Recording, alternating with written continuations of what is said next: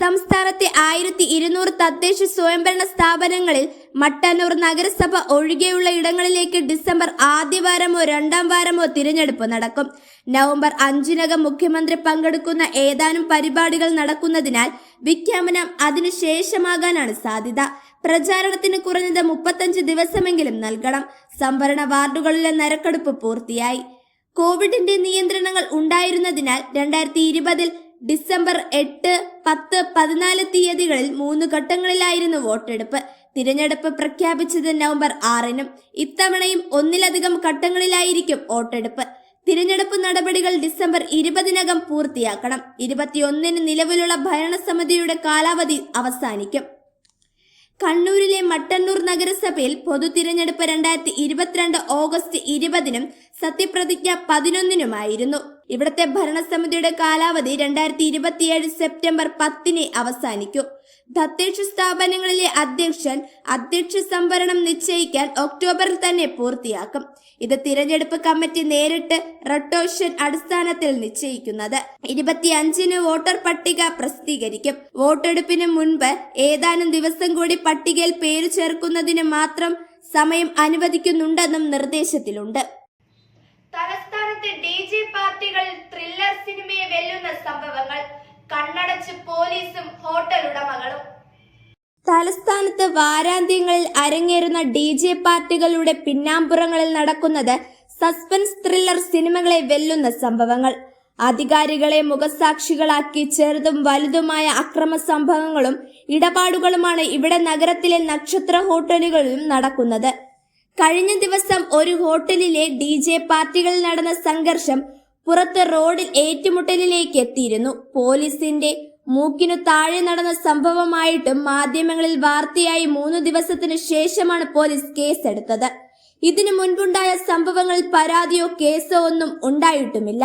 കഴിഞ്ഞ ശനിയാഴ്ച രാത്രിയിലായിരുന്നു ഗുണ്ടാ സംഘങ്ങൾ നഗരത്തിലെ പ്രമുഖ നക്ഷത്ര ഹോട്ടലിനു മുന്നിൽ DJ ഫ്ലോറിലും റോഡിലുമായി ഏറ്റുമുട്ടിയത്. 2 മണിക്കൂറോളം ഈ കൂട്ടത്തല്ലു നീണ്ടു. ആക്രമണത്തിൽ പരിക്കേറ്റ് ചികിത്സയിൽ ജനറൽ ആശുപത്രിയിൽ എത്തിയപ്പോഴേക്കും സംഘർഷം ഏറ്റുമുട്ടി. അതേ ദിവസം ഈഞ്ചക്കലിന് സമീപത്തുള്ള ഹോട്ടലിൽ നടന്ന സംഭവത്തിന്റെ വൈരാഗ്യമാണ് ശനിയാഴ്ച MG റോഡിലെ ഹോട്ടലിലെ DJ പാർട്ടിക്ക് അരങ്ങേറിയത്. പാളയം കേന്ദ്രീകരിച്ചുള്ള ഇരട്ടകൾ എന്ന പേരിൽ അറിയപ്പെടുന്ന സഹോദരങ്ങളും വലിയതുറ കേന്ദ്രീകരിച്ചുള്ള ഗുണ്ടാ സംഘങ്ങളും തമ്മിലാണ് ഏറ്റുമുട്ടിയത്.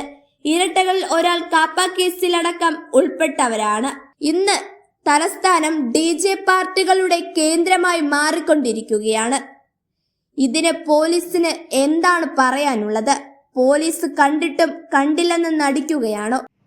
കേരളപ്പിറവി ദിനത്തിൽ മുഖ്യമന്ത്രി പങ്കെടുക്കുന്ന സെക്രട്ടേറിയറ്റ് സമ്മേളനത്തിൽ കേരളീയ വസ്ത്രം ധരിക്കണമെന്ന് സർക്കുലർ പുറത്ത്. കേരളപ്പിറവി ദിനത്തിൽ മുഖ്യമന്ത്രി പങ്കെടുക്കുന്ന സെക്രട്ടേറിയറ്റിലെ സമ്മേളനത്തിൽ കേരളീയ വേഷം വേണമെന്ന് ശഠിച്ച് ഭരണഭാഷാ വകുപ്പ്. ഇതിനായി വകുപ്പ് സർക്കുലർ പുറത്തിറക്കി.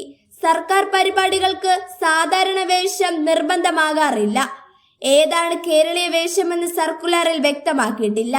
നവംബർ 1-ന് സെക്രട്ടേറിയറ്റ് ദർബാർ ഹാളിൽ മലയാള ദിന ഭരണഭാഷാ വാരാഘോഷത്തിന്റെ സംസ്ഥാനതല ഉദ്ഘാടനത്തിനാണ് മുഖ്യമന്ത്രി നിർവഹിക്കുന്നത്. മഴയെ വെല്ലാൻ റോഡിൽ ചുണ്ണാമ്പ് പരീക്ഷണത്തിനൊരുങ്ങി പൊതുമരാമത്ത്.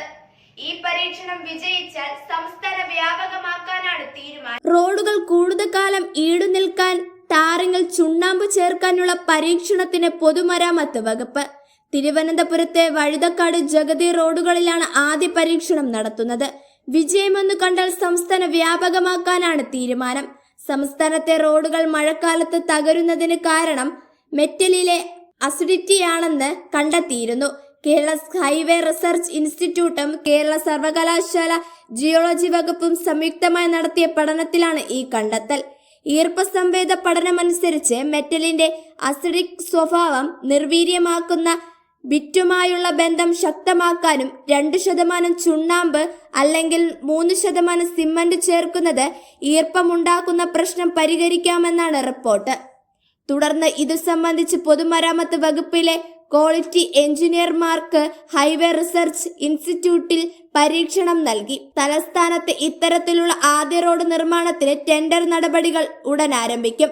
തിരുവനന്തപുരം, കൊല്ലം, പത്തനംതിട്ട ജില്ലകളിലെ ക്വാറികളിൽ നിന്നാണ് പഠനത്തിന് ആദ്യ സാമ്പിളുകൾ ശേഖരിച്ചത്. രണ്ടാം ഘട്ടത്തിൽ കോട്ടയം, എറണാകുളം, തൃശൂർ, മലപ്പുറം, വയനാട്, കോഴിക്കോട്, കണ്ണൂർ, കാസർഗോഡ് ജില്ലകളിലെ ക്വാറിയിൽ നിന്നും സമീപിക്കും.